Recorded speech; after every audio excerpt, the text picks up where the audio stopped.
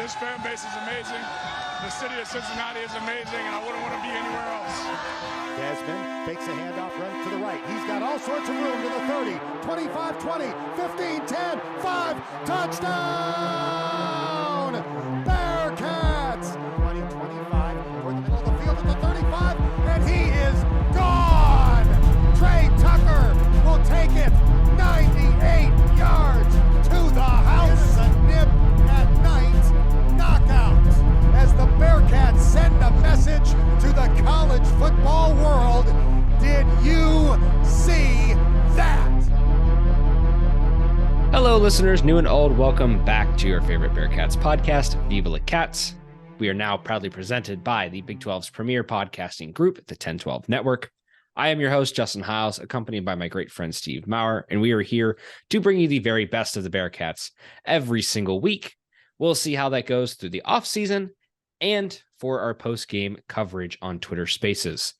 We have an interesting lineup of things to talk about. The Bearcats basketball season is not over yet. I think a lot of us would have expected that we would have been trying to figure out what to talk about now. But we still have something to talk about, and that is Bearcats basketball in the NIT. The Bearcats now have made an Elite Eight for the first time since 96, 7? It's been a hot minute. It's been a hot minute, but the Bearcats are back. They're back in the Elite Eight. It just might not be the same formula that we're used to. Steve, catch us up to speed. So I don't know about you guys, but Wes Miller did something in his first 2 years that John Brandon didn't do, that Mick Cronin might have done, but it was later on down the line. Bob Huggins didn't do either. I don't know about Tony Yates, but I don't think he made the Andy Kennedy. Actually, Andy Kennedy might have made the Elite Eight, but whatever. Wes Miller has made an Elite Eight, so we should all give him praise. You know, Mick Cronin couldn't do it. John Brandon couldn't do it. I actually do think Andy Kennedy might have made the Elite Eight of the NIT in 2006. I am going to look that up as we speak. But Justin, it is a good time to be a Cincinnati Bearcat because we're still watching our basketball team play. And there are certain schools, Kentucky, Indiana, Ohio State, in our general area. Purdue, another good one, in our general area that are currently not playing basketball anymore. So to all the haters and losers, I say, welcome. You're welcome to if you don't want to watch that blue school down the road, feel free to watch the Bearcats in the NIT this Wednesday night, tonight, as you listen to this podcast. To all the haters and losers. I love it. To catch you up to speed specifically, the Bearcats defeated Virginia Tech at home. They had home court advantage, and they gave it all away for the entire rest of the tournament because we had to sandblast the American logo off of the court, which was definitely a joke. And we talked about, oh, yeah, there's going to be some updates, but then we legitimately blasted the American logo along with everything else off the court. And that just started today, I guess. If it didn't start yesterday, but it started today, which would be Tuesday for the frame of reference. But regardless, the Bearcats managed to take care of Virginia Tech. It was a great game. They looked pretty dominant, pretty in control. They made the ACC look, well, like the ACC. And then we got another game against Hofstra, and we got them on the road. Had to go out to New York for that game. But the Bearcats did manage to take care of business there as well. Also in control, totally in the driver's seat. Really no difficulty there. And now that brings us up to speed with where we're at here. Utah Valley State. This is a team, I forget if I remember correctly from I think you shared it or somebody else shared like a screenshot. This is a school that was not a university until 2008. If I remember correctly, and this is the first time that they will have a game broadcasted on ESPN. That is the team that we are dealing with here, people. And if we don't win, I'm not sure. Do we need to have dialogue, or is it just, yeah, we played a couple games and somebody got one good on us. I don't know, but I really feel like this should be a must-win kind of game. Well, so I would say I would push back on that by saying one, they are a good team. They do match up pretty well with us in all of the metrics and such. They are rated 74th on the net, and we are currently rated 70, even though Ken Palm likes us a little bit better than them. Also, they have a 10-1 record at home this year. Hofstra also had only one loss before their game against UC, so they probably just don't get many big time environments there. And also, you're right, like first time they're ever hosting a game that will be televised on ESPN. But I just looked through their schedule. They had a pretty highly rated strength of schedule this year because they had to play a lot of road games. I'm pulling it up right now as we speak because I want to be educated. But so this is not a pushover by any means. Utah Valley, it's a school that no one had heard of before this, but like. So, for example, they played, Utah State, Wake Forest, Boise State, BYU, Oregon, and then they played in their conference schedule this year, and they just beat Colorado as well. So, but they didn't play any nobodies this year. They did play some teams. Obviously Oregon still in this tournament. Sam Houston State was in the tournament until recently. Boise State in the NCAA tournament. They lost that game, lost to Wake Forest as well, who competed and was close to the NCAA tournament. So, not a pushover by any means, but I do think that the Bearcats should be the odds-on favorite to advance tomorrow. Well, Vegas would not agree with you because apparently the Bearcats are 1.5 point dogs. Okay. And Utah Valley, I'm not sure what the Wolverines. The Wolverines of Utah different Valley. Michigan than we thought we might be playing in the NIT. Go Vandy. The Wolverines are at a 55% chance in the matchup predictor. So that is interesting. And nonetheless, they are a 27-win team. So hats off to them. I would also like to mention that, like, I know it's the NIT and I know like there's no such thing as a free win because these people do want to play. They want to go. They want something to hang their hat on for the season, even if it wasn't great. And for some of these smaller teams, like this is their Super Bowl. This is a huge game for them. I would also like to mention the Bearcats are now at 23 wins on the season, which is a much better place than we would have thought we would have been a few weeks ago when we were debating over the 18-win Bearcats and can we hit the 20 mark. And now here we sit at 23 wins. I don't know. I think it's a pretty good place to sit regardless. Personally, I'll be the metrics what they are. It really does, in my mind, feel like the Bearcats should still come out on top. I wouldn't say it's a no excuses kind of game because you never want to overlook an opponent like this, but it's definitely a game that you should expect to win, like you said.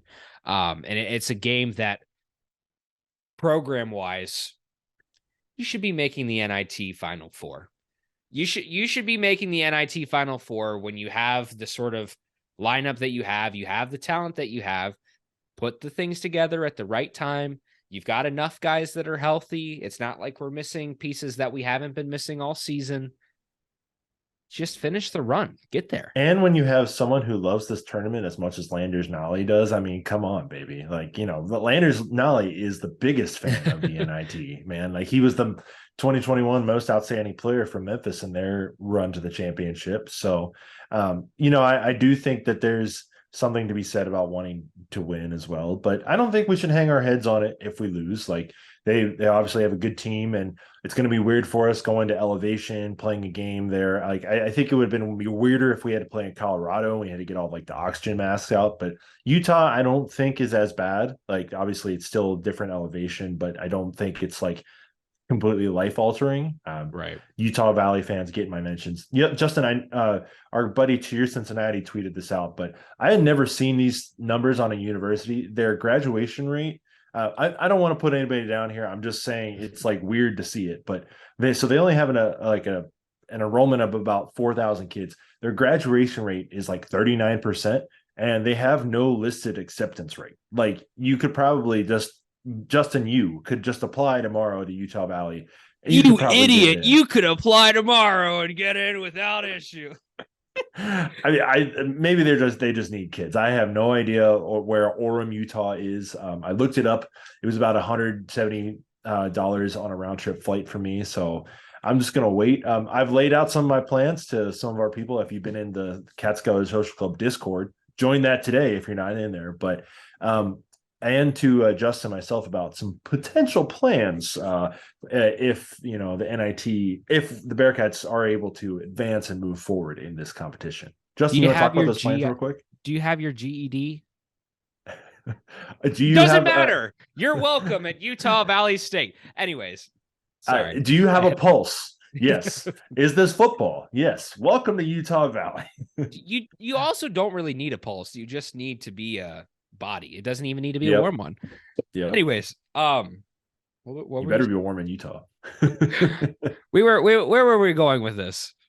We were talking about just the season so far. I did want to actually say before we moved on from that, I do think there should be something where like the season ticket holders who show up to games late or are in the Champions Club when tip-off starts, like all those people, like we should have like an 11 o'clock game every year where it's just like the crazy people, like the people who are like in their 30s and 40s. Whoever was there for that crowd against Virginia Tech last Wednesday, a week ago, they should be able to sit in the lower bowl because the environment was awesome. Like even on TV and on the radio, like you even said it, Justin, the mics were peaking. Like I swear Dan Horde was more excited during this game than any other game I had heard him this year, just because of he was feeding off that crowd energy as well. So I would love to have like another environment like that this year. Or I know we had talked about maybe like just having one game for students, but there's not really like, I think that would not go over well in the first year of the Big 12. I don't know. The athletic department would have to figure it out. But shout out to all those fans that came up and had a few pops and enjoyed the game, got loud, got rowdy. I think everybody really liked that environment. But anyway, we can continue. Yeah, my only point on that, doubling down, employ a system. All you have to do, just give everybody who signs in a credit. And at the end of the season, tally up all your credits. And then that is some percentage of a factor. Maybe it's 30% or 40%, whatever it is, but it's some percent of your, what's the word I'm looking for? Your queue for next year of when you can get your season tickets and your choice. So all these people who want those, I don't know. We just need to move those, the sweater club, just go upstairs. Go upstairs. You can enjoy your drinks. You can enjoy not cheering up there in the rafters where no one will miss you. Just please, we'll miss your money, but please let the fans who actually want to be there every single game and who want to make it loud and rowdy, just let them be down there. And I have one last point on this, and I will move on because I did have a lot of points on this, but I don't know, man. The formula at Cameron Indoor seems very attractive. Especially after a game like that, just let the student section sweep the whole back half of the broadcast view. The behind the hoop is great, especially like for free throws and rowdiness and all that, and trying to drive that energy. Let them be across that whole plane. See, now I do get that, but then you get the Ohio State problem when the students stop showing up because the team sucks. And then like, it's just all these empty seats behind, or when Houston wasn't that good, and they had to like get people. No, we're not Houston. We are not Houston. I will not hear it. We are not that horrible, non-existent fan base. We are Cincinnati and we show up for games. We do need to get the guys on the Scott and Holman podcast because I do want to ask them, like, so you guys don't have fans? Let's talk about it. Because they seem to get upset about that. But yeah, we got to figure out a way to do that. But Justin, I put this on the run sheet and I wanted to ask you, do you think this is a successful season for the Bearcats? Hot take? Yes. I wouldn't say maybe it is, maybe it isn't a hot take, but from a lot of what I've heard, it is a little bit of a hot take. I actually threw up a poll at some point this past week. I'd have to go find it, but I kind of asked, would you consider this a success or would you consider it a failure? Personally, I consider it a success because this team has managed to pull it together at the right time. It may have taken a while. They've been missing some pieces. It's not pretty, but it is a step in the right direction. And it has shown that Wes Miller's formula works. And especially, I keep going back to this, and we'll, let it die if it needs to. But that Tulane game, I think, was just that click where it was like, all right, we can be in these games. We should be able to win these games, but something's got to change. We got to figure it out. Ever since that Tulane game, Wes has been cracking asses on the sidelines. Wes has been figuring out stuff in the locker room at halftime. We've been making adjustments. We've been able to keep pace, and we've finished out games when it's been close. It hasn't happened all the time, but we've been able to finish out against teams that we should beat. Is it an every game situation? No. Would we like to see it more? Yes. Does that come to the talent conversation? I'm starting to think so when it comes to the end of those games and when it comes to closing out. You can see that Wes has something going, and you can see that his system's working, and there is more of a game plan there than what we saw at the beginning of the season. So for that reason, I would say there was progression. It was a success, and there is an ability to see progress. Is it going to be tough in the Big 12? Yes, but we're going to have a hell of a lot better talent coming in the door too. So I think there's enough there to cross your T's and dot your I's and say that it's a success. Yeah, and the guys from the Cincy Slangin' Show brought this up, and I like this point. Like, they said, we didn't end with just another debilitating loss to Houston and more questions about the roster and just go into it right away. Like, we're playing extra games. I think it was a positive to play that home game, even though I don't think the building guys liked it because they had to push back the floor. Well, I don't want to talk about the floor. I feel like that's a dumb topic, but I think it's also a good point, for these guys to be given that opportunity to say, they can keep playing, they can keep winning, they want to keep playing, and they are playing well. And I think it's also the point that, like, they were mostly in control of both of those games. Like, it's not like they don't want to be here, like some other teams who turned down their postseason opportunities, like your beloved Dayton. Oh, I was gonna say your beloved North Carolina Tar Heels. No, we're talking about John motherfucking Brannon. Dayton.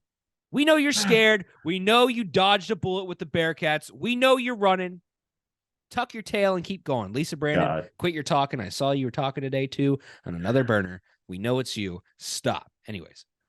Could you imagine? So apparently I've learned this about Dayton. Apparently they think they're too good to play Wright State. Could you imagine if Xavier ever said they were like too good to play UC or something like that? Like, I think Dayton has a higher sense of self than I really think they should, Well, it's a bunch of private school jerks, but also I would like to say that too, like, I wouldn't see us being above playing anybody. I can see us being above losing to somebody, but playing somebody, who cares? Well, maybe that's the thing. Maybe they don't want to lose to Wright State. Like, we lost to NKU this year. Yeah. I mean, like, maybe there's something to that. I guess I can't crap on them too much. My brother is a student and an athlete at the University of Dayton. So shout out, Dave. I do want to say though, I think it's like good thing for our fan base to, and these guys to get some credit, get some postseason wins, get that ability to play in these games.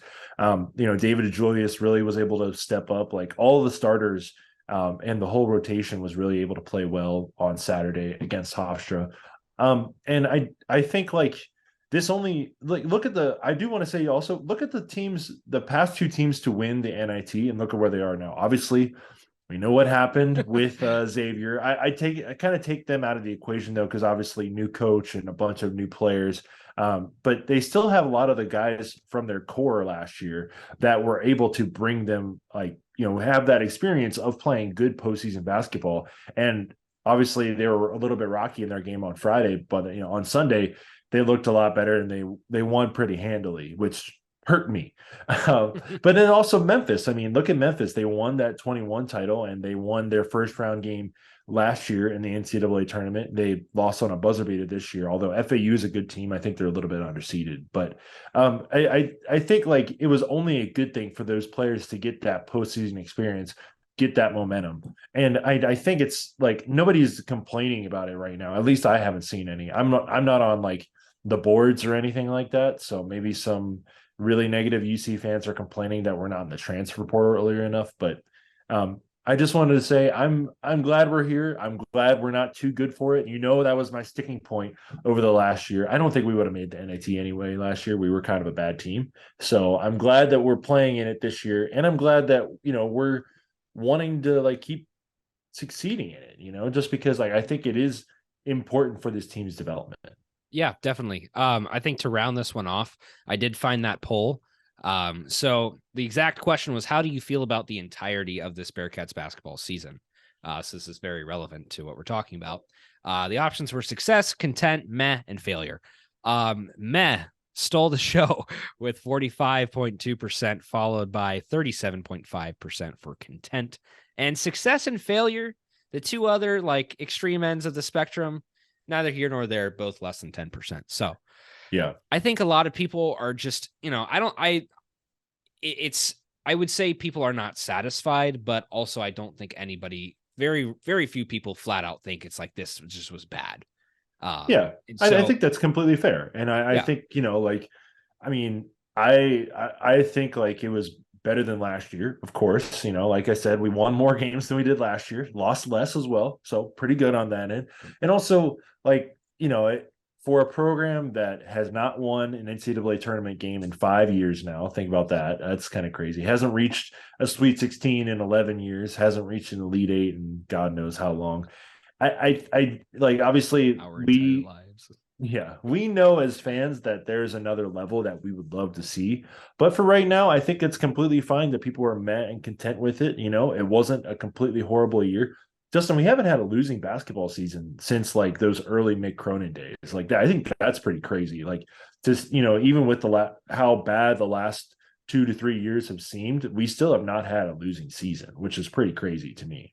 Yeah, I actually had looked this up recently with our like win-loss percentage. And if you're going down through here, I think the most recent one was 2006 and 7. That was our worst record as of recent. It was 11-19. Everything else before that came in the 1900s. So, and that might we'll see how we do next year.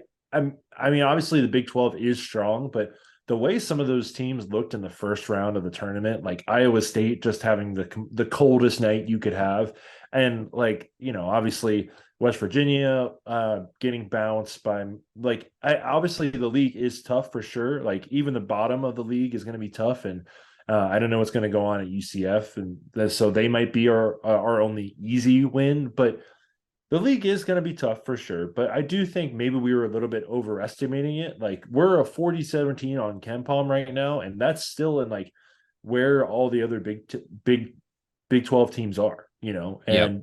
I think like obviously there's going to be some attrition, players leaving, players coming back. We're not going to be entering the same league. There's going to just be obviously like some of those older guys and some of those one and done guys that are gone. Like even Kansas lost this weekend to our beloved Arkansas Razorbacks. So I think there should be some leveled optimism about what this team can do. And obviously if we should talk about some names that we're looking at for additions to next year's team. But if we get the right guys in and keep the right guys, I do think that it might not be as bad as we had thought it was going to be.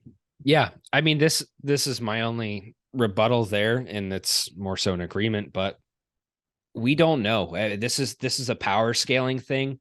You have no idea. You could walk in, you could get your doors blown off, or you could walk in and you could compete right away. Like it's one of those things where you don't have games against these teams to actually know what you're walking into. So until then, it's all just hearsay. So, I mean, it's hard to make any quantifiable prediction without knowing. And that was a segment we call Reckless Speculation. Shout out to the Lebertard Show. Reckless Speculation. Yes. So speaking of the transfer portal and some recruiting updates, we are still pushing on our lovely Gori Shadungalunga. We don't know who that is. It's not referencing anybody specifically, but there are rumors about Gori Shadungalunga. So who knows? Maybe he'll end up with the Bearcats, but also, we're not saying any names. There's a couple crystal balls out there for him that 6 are kind of favorable, so you never know. But getting Gori Shadunga in here would be quite the sight, and especially if that man decides to play this fall instead of next fall, that would be even better. If he plays for us one way or another, it's good. It's going to be I'm real good. That's right. That's it's right. going to be a one and done, but it'll be really good. Yeah. Continue on, Steve, down the list.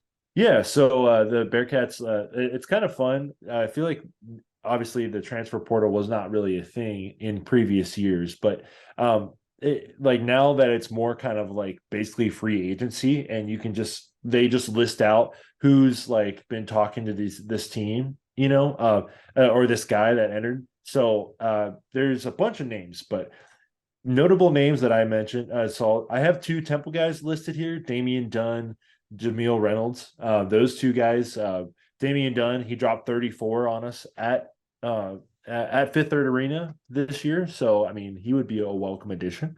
And then Eddie Lampkin, he left. He was the center for TCU. He left under some disagreements with the coaching staff, and there was some reaching out to him, but I think it's also kind of like, you just reach out to all of these guys and then see, like, then you can just whittle down from there, but you got to let them know you're interested, of course, so. I wanted to add this specifically on Eddie Lampkin, is that he is officially a Hoya.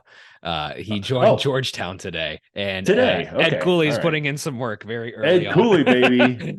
That brother is putting a team together real fast. They said goodbye to the legend that was. That is an unfortunate situation, but losing, like, having a 0.2 record. I don't even know what that. I don't. It was bad. Oh, he was bad. It was real bad. Good. But he only got his job saved because he won that conference tournament in the COVID year. Just so weird. It is a really weird position to be. But regardless, besides that, we just don't have any clarity on the final roster spots for much of anything. We're just kind of out in the air right now, and it's going to probably continue to be that way, at least until, our run in the NIT is over, whenever that is, hopefully with a trophy at the end. But, again, we just don't know where that's going to be.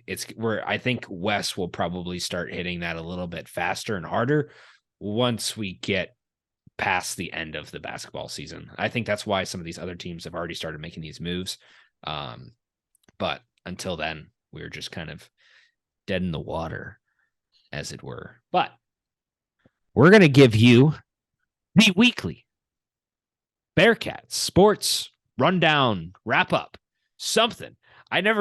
We've had so many names for it. Do we have an official name? I think that's the bit, though. I think we just keep just doing something different with it, The weekly Bearcats snack wrap. All right. So, do you want to kick us off, Steve? And then let's do it. We'll hit it. Yeah. All righty. And I'm gonna set the timer here on my Apple Watch. We are gonna go for no, that's the stopwatch. I can never tell which is which, Justin. I'm sorry. But okay. They all look the same. All right, easy there, easy. Okay. Big right, flex. Big flex. Big flex. Big flex. Ready? 3, 2, 1. Lacrosse. The women are currently 7-3 after defeating Vanderbilt at Nippert Stadium this past Saturday, 19-4 in their first conference game this season, hosting Butler at Nippert tonight as you listen. And the Bearcats have some big opportunities to maybe get an at-large bid into the NCAA tournament if they do not win their conference tournament. So watch those lacrosse Bearcats. They're on ESPN Plus most games. Women's basketball. Some big news here. UC parted ways with Michelle Clark-Hurd after a 6-some-year contract there. And a national search is now underway for a new head basketball coach for the women's team.